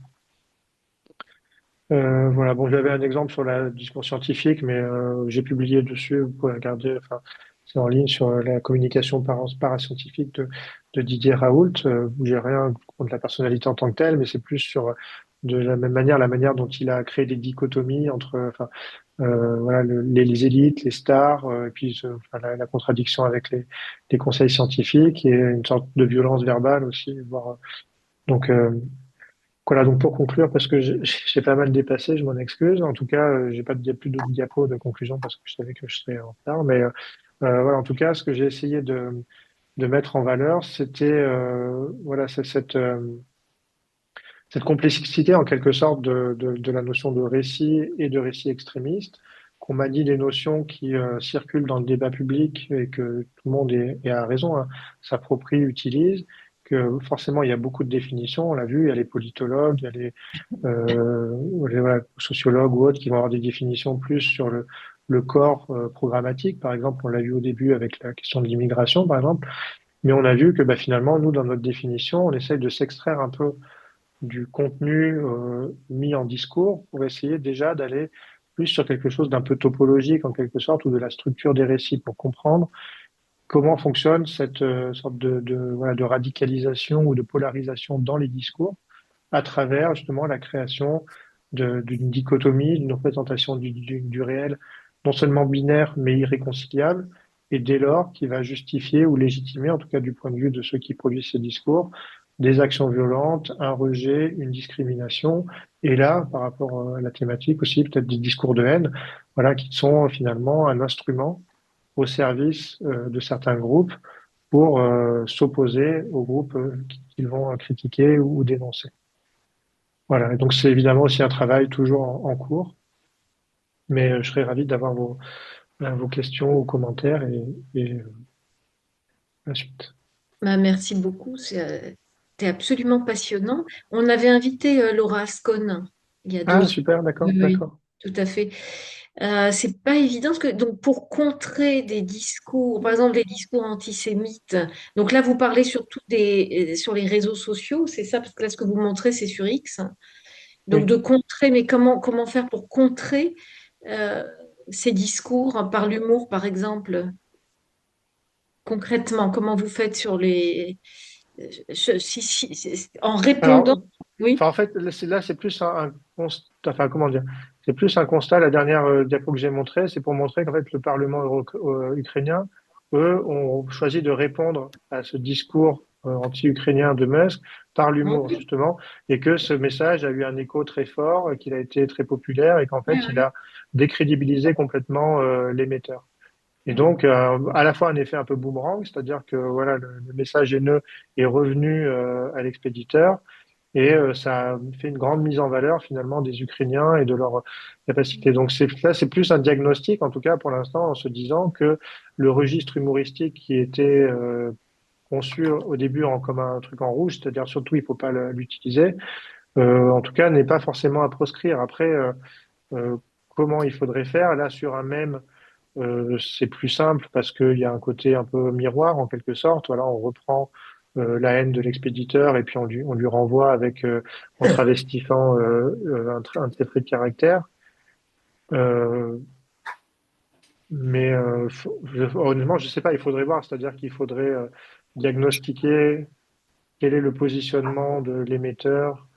Donc là, en l'occurrence Musk et sur quoi, enfin, finalement, de quoi est le symptôme de, enfin, en fait, là, en l'occurrence, ce message s'inscrit dans une série de messages très souvent contre, enfin, pro-russes. Donc, en fait, le Parlement ukrainien reconnaît comme caractéristique de l'émetteur qu'il fait de la propagande pro-russe, et donc il réintroduit ça d'une manière humoristique. Donc, de la même manière, voilà, il faudrait imaginer quel est le positionnement de l'émetteur. Ça ne doit pas forcément marcher dans tous les cas. Ça marche dans les cas qui sont très transgressifs ou très, pas caricaturaux, mais en tout cas très systématiques. Là, il y a Mais une voilà. image, donc c'est plus simple quand il y a une image. Là, c'est de la Bah, en tout cas, caricature. le même, oui, c'est sûr que le même a cette capacité de relation texte-image. Mais on peut imaginer que voilà, quelqu'un qui serait outrageusement propagandiste envers peu importe tel sujet, par exemple, qu'on pourrait, de manière humoristique, après, je ne sais pas si ça fonctionnerait, caricaturer cette espèce d'emphase, voilà, de côté systématique et de surjouer pour renvoyer en quelque sorte une image qui est peu crédible parce que finalement, elle est saturée de racisme, d'antisémitisme ou autre. Donc, vous voyez, c'est-à-dire que quelqu'un qui fait des saillies antisémites, le renvoyer à la caricature d'une personne qui surjouerait tellement ce trait de caractère que ça, si, en fait, il en deviendrait ridicule en quelque sorte. Enfin, si je fais l'analogie avec ça, je ne sais pas du tout si ça pourrait fonctionner, mais voilà, ça veut dire renvoyer enfin, voilà, retourner par miroir les excès de l'émetteur pour le rendre caricatural, en fait. Peut-être. Mais Ouais, ça peut marcher peut-être sur les jeunes générations. C'est ce que parce que comme un discours oui, il y a un côté un rationnel peu n'a pas. humour noir aussi, enfin, voilà, qui peut être, c'est-à-dire où on sait très bien qu'on est, c'est toujours, la frontière est toujours compliquée, hein. Il y a des travaux aussi hein, sur l'humour, les discours de haine ou autre. Voilà, la frontière, elle est toujours ténue entre ce qui est dissible et pas dissible, et enfin, voilà, le cadre d'interprétation aussi, de lecture et de transgression. Mais en tout cas, quand c'est des discours comme ça haineux ou extrémistes qui se fondent sur quelque chose a priori humoristique, en tout cas qui va avoir un pouvoir de conviction grâce à l'humour, euh, la, comment dire, le contre-discours en termes purement rationnels ou pédagogiques n'est pas évident, pas tant pour le fond que plus pour les raisons pour lesquelles en fait les gens ont pu adhérer ou être convaincus ou séduits par ce message. À mon sens, donc en tout cas, voilà, enfin, réfléchir ou relativiser en fonction des types de publics ou des types de situations. Évidemment que toutes les situations ne s'y prêtent pas et que tous les contextes ne s'y prêtent pas. Mais peut-être que dans un certain cas, justement, des formes comme celle-là peuvent. En tout cas, la conclusion de ça, sans forcément dire il faut faire de l'humour et c'est la solution, c'est plutôt de se dire regardons comment les discours qu'on veut combattre sont construits ou fonctionnent. Typiquement, voilà, on parlait tout à l'heure du discours d'embrigadement, par exemple, sur quelle rhétorique, sur quelle logique, et comment ensuite est-ce qu'on veut y répondre et est-ce qu'on on peut très bien se dire, voilà, on change de tonalité, on change de cadre et on va y arriver. Mais dans un certain nombre de cas, en tout cas, les travaux sur la déradicalisation, beaucoup ont montré qu'il y avait une certaine inefficacité, justement, du fait du décalage entre ce qui était séduisant pour les cibles qui avaient été touchées par ça, et ensuite les discours institutionnels qui étaient tenus pour essayer de les faire changer d'avis ou d'opinion. Qui souhaiterait poser une question, voire même plusieurs? Moi, je voudrais poser une question. Oui, allez-y. Vous m'entendez? Jasmine Oui, Guette. Oui, ce qui m'apparaît un peu bizarre, c'est que dans votre caractérisation des récits extrémistes, prenons par exemple le cas des vaccins, euh, vous adoptez une position X où pour vous, l'extrême, c'est Y. Mais supposons que vous soyez Y. on peut renverser, on peut renverser, non, Oui, alors justement, j'allais vous dire, non, enfin, on peut tout à fait complètement réinverser les deux. renversable. C'est-à-dire Oui, que, voilà, c'est ça ma question. C'est-à-dire que vous, vous placez dans X et l'extrême c'est Y, mais celui qui est Y va vous renvoyer l'extrémisme dont vous êtes X, parce que ceux qui étaient contre le vaccin, et, oui, plutôt, non, tout à fait. Mais pour c'est le pour ça que vaccin, c'est pas les seuls. pardonnez-moi, Non, vous avez Longhi, tout à fait raison. ceux qui étaient, C'est pas la question non, des groupes. pardonnez-moi, monsieur Longhi, Non, bien sûr, excusez-moi. merci beaucoup. Donc, ceux qui étaient pour le vaccin, contre le vaccin, mais et entendaient les discours des pro-vaccin, si vous voulez, étaient catégorisés, violentés, j'allais dire, humiliés de la même façon que vous dites aujourd'hui que les discours de l'extrême que vous définissez humilient les autres. C'est des positions parfaitement réversibles. Donc, je ne vois pas la scientificité. Je ne vois que de Euh, l'idéologie. non, parce que justement, enfin, quand vous avez commencé à parler, je vous ai dit c'est réversible. En fait, il y a la question topologique de la représentation des groupes. Et ensuite, il y a les autres choses que j'ai indiquées, c'est-à-dire pas de réconciliation possible. Enfin, c'est-à-dire que Ni dans un si quelqu'un qui serait dans les politiques publiques, par exemple, et qui serait pour la vaccination, considérait qu'il n'y a rien à faire avec les antivax, qu'il faut les déconsidérer, qu'il faut être violent avec, il faut les mais oui, vacciner de on a force. dit cela il y a des gens qui ont proposé de les enfermer, de leur faire Et perdre ben, dans ce leur cas-là, je dirais, travail. enfin, en tout cas, si les critères qu'on a indiqués et qu'il y a des actions violentes qui sont enfin, comment dire, que le groupe légitime de la violence, comme on l'a dit, en tout cas, pour réussir à les faire plier, entre guillemets. Donc, si tous ces critères sont satisfaits, on peut imaginer que voilà, des gens qui seraient pro-vaccin soient extrémistes dans la mesure où ils vont adopter vis-à-vis des gens qui sont contre les vaccins une attitude extrémiste.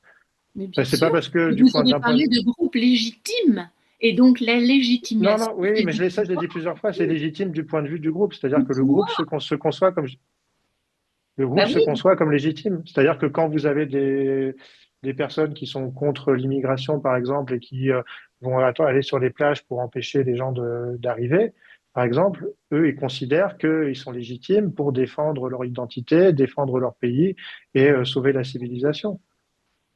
non mais je parle pas Ah, de ça, et c'est pourquoi je ne voulais pas parler d'immigration, parce que c'est non, un mais sujet. sur n'importe quel sujet, en fait, peu importe. Ce que je veux Non, dire, c'est que ce qui d'accord. m'intéresse, c'est pas le point de vue que j'ai sur le groupe, c'est Oui. le point de vue que ce groupe a sur lui-même. Et en fait, Oui, dans mais ce il a cas-là, aussi le groupe des pro-vaccins, il a un point de vue oui, sur lui-même. oui, et ben, Ah comme ceux oui, des et donc anti-vaccins. il utilise les mêmes formes de violence et comment dire, de dénigrement du groupe qui est en face de lui que celui qui est contre le vaccin utilise. Sauf que l'un a la légitimité politique pour lui, c'est-à-dire il a le pouvoir. C'est une question de pouvoir, les récits idéologiques. Ben, non, je suis pas d'accord. Enfin, moi, je suis pro-vaccin et je suis pas violent envers les anti-vax et je suis pas contre eux et je Pas vais vous pas jusqu'à dites, aller vouloir les enfermer. mais, mais, mais il y a des gens qui l'ont dit. Et ben, mais dans ce cas-là, ils ont une attitude extrémiste, c'est ce que je vous ai dit. J'ai rien contre le fait de dire ça. D'accord. Mais c'est surtout ceux-là n'ont pas été attaqués aussi violemment que ceux qui n'étaient pas pour le vaccin. Donc il y a des On va choses. passer on Oui. va passer à une autre question. Alain David, Oui, merci beaucoup, Céline. Je vais peut-être rebondir sur la question de Yasmine. Oui, bonjour Euh, Alain. Bonjour Yasmine, c'est une occasion de se voir. Oui, Euh, non, moi, il me semble que dans ta question, Yasmine, il y a, en filigrane, il y a la difficulté de trouver un surplomb, une voilà. et là, j'ai une question donc à vous adresser à propos de la notion de récit, du mot récit. Mm. Moi, je viens de la philosophie, euh, j'ai j'ai un usage du mot récit qui est évidemment complètement dégagé de la question de l'idéologie. Et alors, j'entends bien tout ce que vous avez fait, et j'en conteste pas du tout la légitimité, mais il y a aussi autre chose. Il y a le récit tel qu'on le trouve, mettons, théorisé chez Blanchot, ou chez Benjamin, ou Mm. la notion d'Erzählung. Alors, vous parliez de storytelling, moi je l'entendais un peu autrement, mais effectivement, vous prenez le mot, vous traduisez récit ou le mot narrative, ce qui vous permet effectivement de revenir, de revenir à l'idéologie ou de coincer le récit ou les récits dans un processus d'idéologisation. Mais dans ce que je mets en avant, moi, autour du mot récit, il y a tout à fait autre chose. Il y a le récit, c'est toujours le récit de l'altérité, c'est-à-dire le rapport à un dehors, le rapport à une extériorité, le suspens de la thèse du monde, si je parle le langage de la phénoménologie. Et alors, je greffe là-dessus encore une question, sur cette remarque, une question seconde, c'est celle de la vérité. C'est celle du rapport à la philosophie. Vous y avez fait allusion à un moment donné, mais très vite, à propos de Georges Elias Sarfati, vous avez mentionné le sens commun qui vient de la philosophie, mais pour tout de suite dégager ou retourner au point de vue de l'idéologie, voilà, ou à la notion d'idéologie, mais la philosophie, qu'est-ce que vous faites là dans votre dispositif du rapport à la philosophie? Est-ce qu'il y a une place à l'intérieur du champ philosophique, je ne vais pas dire du discours philosophique, mais du champ philosophique? Est-ce que un philosophe peut y retrouver ses petits, si j'ose dire? En tout cas, la question je reviens à ce qui est pour moi la perplexité principale, c'est-à-dire cet usage qui me déroute quand même de la notion de récit. J'en termine là. Merci beaucoup. C'est une forcément très bonne question. Je pourrais pas toutes les réponses, je pense, mais des pistes à réfléchir pour la suite. Alors vraiment, enfin, en tout cas, je pense l'avoir dit, on prend la notion de récit vraiment plus que, enfin, vous l'avez dit dans votre question, hein, d'un point de vue structurel et structural, c'est-à-dire les composants qui font que finalement on va avoir une sorte d'histoire finalement qui va se créer dans le sens où ça a une capacité aussi synthétique, en tout cas de compréhension du monde. C'est-à-dire que voilà, un certain nombre de stimuli, d'événements qu'on va percevoir dans l'actualité, des réformes, des débats, des chiffres, etc., qui sont donnés, vont s'intégrer dans un récit au sens où ils vont ils sont peut-être en plus parfois disparates, c'est-à-dire qu'ils n'ont pas de rapport les uns avec les autres. Voilà, immigration, délinquance, enfin, des choses comme ça, ou, enfin, bon, peu importe. Et en fait, on va les regrouper ensemble dans un récit pour leur donner du sens, des effets de causalité et introduire aussi les protagonistes du débat comme ayant des rôles au sens vraiment narratif, c'est-à-dire des personnages qui vont jouer des rôles et qui vont avoir des rôles aussi de cause, de défense, etc. Donc, dans ce cadre-là, nous, on utilise vraiment la question du récit justement pour accompagner cette représentation finalement voilà, binaire et duale qu'on a indiqué dans l'extrémisme, qui est voilà, de redonner une représentation, une perception de l'environnement social comme étant binaire, opposé et favorable à des processus de radicalisation. Mais La question du sens commun, juste pour finir là-dessus, je pense qu'elle je la vois plus comme un soubassement, en fait, une sorte de quelque chose qui va irriguer justement communauté par communauté, c'est-à-dire que enfin, en lien avec les travaux de Sarfati, il y a des sens communs, il y a ce qu'il appelle des institutions de sens, des communautés de sens, donc des choses qui vont être régies notamment par un certain nombre de prérogatives et d'idées sur différents sujets. Et donc ce sens commun, il va structurer les prises de parole et normer aussi en quelque sorte les discours qui vont avoir lieu dans telle et telle institution, donc comme il le dit, ou à l'intérieur de chacune des institutions, des communautés de sens. Donc, ça va être une sorte de pouvoir un peu régulateur, en quelque sorte, des discours, un peu même alors, pas du tout de manière sociologique de la même manière, mais un peu à la Bourdieu de ce qui peut et doit être dit, en quelque sorte, dans certains contextes, mais du point de vue plutôt topique, quoi, ou doxique, comme on peut dire. Et dans ce cas-là, ça aura, à mon avis, des effets de normes du point de vue de la construction même du groupe, c'est-à-dire quelles sont les valeurs et les normes auxquelles le groupe, l'in-group se réfère, et par-delà, par miroir, quelles sont les valeurs, les topoïs, les doxas de l'out-group vis-à-vis duquel il faut qu'ils se mettent à distance.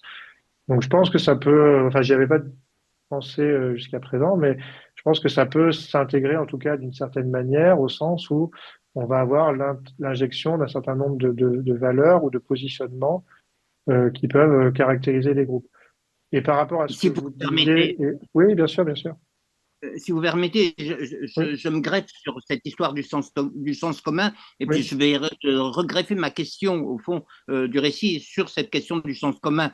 Je pense au terme qu'utilise Kant, Mm, sens commun, Witz, le Mutterwitz et Witz. Et le Witz va avoir toute la dimension. Enfin, le mot Witz a un destin considérable ensuite, y compris chez Freud.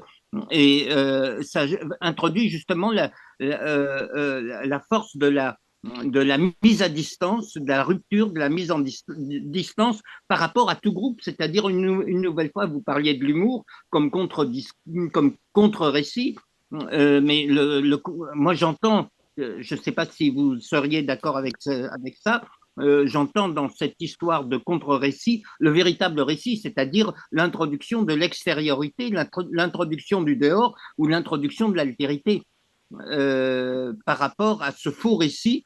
Lévinas parle de la sainteté du récit, vous voyez, et mm, par rapport à ces mauvais récits, à ces récits sacralisants, par opposition au terme de sainteté tel que l'a thématisé Lévinas, ou la notion de déconstruction aussi à la Derrida, mm, la force du récit, la force du contre-récit, comme vous dites, mm. c'est justement cette puissance de déconstruction, c'est-à-dire d'introduire la rupture de l'altérité, la rupture que constitue l'altérité. Oui, oui, tout à fait. Oui, bah, enfin, je pense que c'est cohérent, effectivement. J'ai pas enfin, en tout cas, toute une partie des références ne sont pas les miennes, et donc là, je ne peux pas, enfin, comment dire, adhérer, si ce n'est de ce que je comprends de votre question, en tout cas, et ça me semble très cohérent, en tout cas. Et puis ça rejoint la réponse à la question précédente. Encore une fois, enfin, si je me suis mal fait comprendre, ouais, j'en suis désolé, mais il n'y a pas du tout de la question de vérité, ou en tout cas de, enfin, de légitimer ou de valider tel ou tel point de vue. Moi, on se place vraiment du côté du discours, c'est-à-dire de la matérialité des discours qui s'expriment. Et ces discours se prononcent tous comme étant évidemment légitimes, quels que soient les points de vue. Et donc, dans chacun des cas, finalement, ce qui va caractériser, et ce qui rejoint un petit peu ce que vous dites sur l'altérité ou le contre-discours, enfin, ou l'opposition de discours, c'est pas tant le fait qu'il existe une altérité, puisqu'il en existe toujours, on a tous des points de vue différents, et c'est ce qui fait, voilà, enfin, et tant mieux, quoi. Mais par contre, ce qui va caractériser dans notre cas cette question d'extrémisme, c'est le, comment dire, le rapport donné à cette altérité ou à cet autre point de vue, qui est encore une fois non seulement délégitimé, évidemment, donc ça on peut le retrouver dans d'autres cas, mais surtout qui doit être en quelque sorte éradiqué, enfin en tout cas qui est une menace, qui menace le groupe intérieur, et donc il faut s'en débarrasser. C'est légitime, je l'ai mis dans je ne sais plus quel diapo, mais c'est presque vu comme de l'autodéfense en quelque sorte, c'est-à-dire que on doit voilà, se prémunir de cet autre qui est faux, qui est menaçant, etc. Donc dans la mesure où si un discours, quelque discours qu'il soit finalement, va ériger comme ça son groupe opposé de cette manière-là, on peut le décrire comme, voilà, comme une forme d'extrémisme. Et en lien avec le récit, bah, peut-être qu'effectivement, ça permet de prendre aussi de la hauteur, non pas sur les tenants euh, du groupe eux-mêmes, mais plutôt les récits, ou en tout cas ouais, le sens commun qu'ils véhiculent. Et dans ce cas-là, on est plus sur un conflit enfin, voilà, de valeurs, ou en tout cas ouais, de représentation du sens, qui serait une sorte voilà, de niveau un peu macro peut-être, mais qui serait plus autant au niveau de la matérialité des textes et du discours. Donc moi après, voilà, j'essaye d'en rester en tout cas au corpus eux-mêmes, de comprendre comment il fonctionne en termes de représentation du réel et du monde, et enfin, comment dire, c'est pas sans jugement de valeur, mais en tout cas sans extrapolation sur qui a raison ou qui a tort. Le but, c'est pas ça, c'est simplement d'expliquer que voilà, dans ce discours-là, tel groupe s'érige comme étant victime, légitime et voilà, bon droit, construit son antagonisme comme responsable de tous les maux, et ensuite, qu'est-ce qui est mis en place comme, comme solution, qu'est-ce qui est véhiculé, etc. Mais vos remarques sont très bonnes, je pense, pour voilà, sortir du côté récit peut-être trop narratif que j'ai mentionné, pour avoir une vision qui serait peut-être voilà, un peu plus constituante du récit d'un point de vue philosophique. Qui aurait une question? Isabelle de Mecnen. Il y a Isabelle qui Isabelle? veut poser une question. Oui, bonsoir, bonsoir Ah, à tous.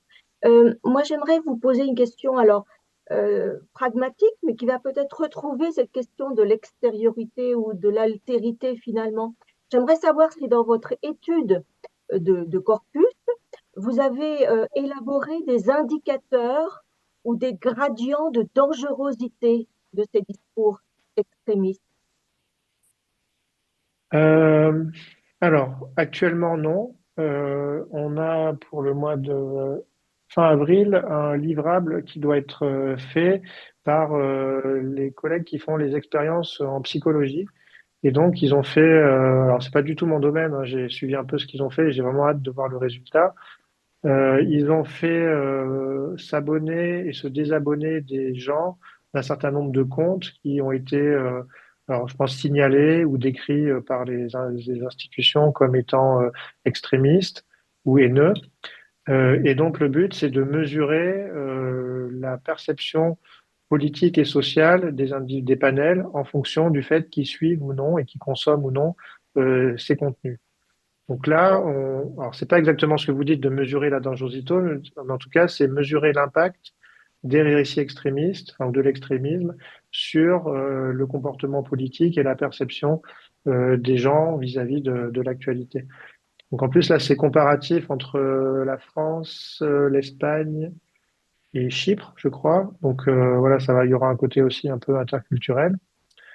Donc on a fait ça et on a un autre groupe qui est plutôt politiste, qui a fait des sondages. Là, c'est pareil, on est en train de dépouiller les résultats au moment des élections européennes pour interroger les gens sur un certain nombre de sujets. Donc plutôt un sondage classique de politistes pour voir aussi l'impact des discours électoraux dans le contexte des élections européennes sur un certain nombre de thématiques voilà, enfin, assez généralistes. Et donc le but, c'est de voir aussi un peu la portée électorale de certains discours sur l'opinion en fonction de ce qu'ils auront répondu comme adhésion qu'ils pourront avoir. En tout cas, enfin, pour répondre à la question, je pense que le principal point d'entrée sur voilà, l'efficacité, enfin nous on va appeler ça l'efficacité, mais voilà, ça peut être vu comme la dangerosité selon du point de vue dont on se place. En tout cas, c'est plutôt ce travail qui va être fait, oui, du point de vue des psychologues sur l'impact finalement psychologique qu'ont ces récits sur le comportement des citoyens. Qui sont ces psychologues? Alors celle qui dirige ça, elle s'appelle Clara Pretus, Pretus, et elle est à Barcelone. Ah, Donc d'accord. c'est elle qui coordonne et après en fait elle a mis en place un protocole qu'elle a décliné, elle a trouvé après voilà, des relais dans les différents pays. D'accord. Mais c'est un protocole qui a été expérimenté et testé dans une étude américaine, enfin qui a été déjà publiée sur voilà sur une certaine à la fois en termes quantitatifs, hein, le nombre de personnes et puis ensuite la temporalité et ce fait voilà de en tout cas d'être de s'engager à suivre ou ne pas suivre un certain nombre de contenus pour pouvoir mesurer en fait la différence qu'il y aura sur la perception du réel en fonction du fait qu'on soit ou non abreuvé par certains types de médias, enfin, de comptes. Vous connaissez sûrement le livre de Pierre-André Taguieff qui est l'extrémiste, Oui, oui, qui voit cette notion plutôt comme une forme de diabolisation de l'autre, quoi, de l'adversaire, hein. Mm. Ce qui n'est pas complètement faux, hein. Et là, on revient peut-être à ce que oui. disait Yasmine. Oui, après là c'est pareil, enfin, c'est comme pour ce que j'ai montré sur la dernière diapo. Il y a beaucoup de fois en fait où on essaye de partir des classifications enfin, institutionnelles. Il y a tout à l'heure je parlais du Conseil d'État par exemple, on peut ou ne pas être d'accord avec, mais en tout cas il y a on essaye en tout cas de s'appuyer sur des catégorisations, même si elles sont imparfaites, en tout cas qui préexistent ou qui, on espère en tout cas, font l'objet d'un consensus le plus large. Après, vu le sujet, de toute façon, forcément, voilà, tout est remodelable, remodulable. Enfin, mais le but, c'est en tout cas d'avoir déjà un point d'entrée dedans, essayer de comprendre ça, comment ça fonctionne. Et puis en tout cas, moi, de mon point de vue, c'est vraiment, enfin, en tout cas, j'essaie de le dire, d'un point de vue de la représentation des discours et des catégories. Et d'ailleurs, vous voyez, on parlait sur la question enfin, du renversement des places. Dans le schéma d'annotation qu'on a, les catégories dans in-group et out-group sont les mêmes. Donc en fait, on peut annoter dans un message puis dans un autre l'in-group avec telle catégorie et ensuite que ça devienne l'out-group. Donc c'est des listes fermées de descripteurs de catégories de personnes, de groupes, mais cette réversibilité, on l'a dans le schéma d'annotation lui-même. Si on avait un préjugé idéologique dessus, on aurait une catégorie enfin, des catégories pour une groupe, des catégories pour un autre groupe, et ces catégories ne seraient pas interchangeables. Là, en fait, justement, enfin, comme vous dites qu'il est extrémiste, c'est-à-dire que dans un cas, ça peut être l'un comme ça peut être l'autre. Le but, c'est de voir, c'est pas tant, comment dire, voilà, juger la nature de l'extrémisme que repérer une stratégie Oui. d'extrémisation dans le fait que les composantes qu'on a mis en évidence dans la définition sont présentes. Après, dans ce que je disais, voilà, enfin, nous, on a trouvé pour d'autres sujets avec d'autres travaux avec la gendarmerie, par exemple, sur des choses d'écoterrorisme ou enfin spécisme, etc. On a des choses qui sont de l'ordre de l'extrémisme de cette manière-là, alors même qu'on peut complètement trouver que les causes pour lesquelles se battent ces personnes sont tout à fait louables, etc. Enfin, donc il n'y a pas de, en fait, pas forcément de corrélation entre l'appréhension qu'on a des idées qui sont défendues et le fait de constater que le discours, encore une fois, je prends bien le discours, a les caractéristiques extrémistes au sens où s'il satisfait aux définitions qu'on a mises. Bon, bah écoutez, s'il n'y a plus d'autres... Ah, André Le Rousseau, allez, dernière question. Ah, on n'entend pas, il faut que tu décoches ton... Pardon. Oui, je voulais vous poser une question par rapport à la réversibilité. Bon, moi, ça me gêne un petit peu parce que réversibilité, il y a quand même,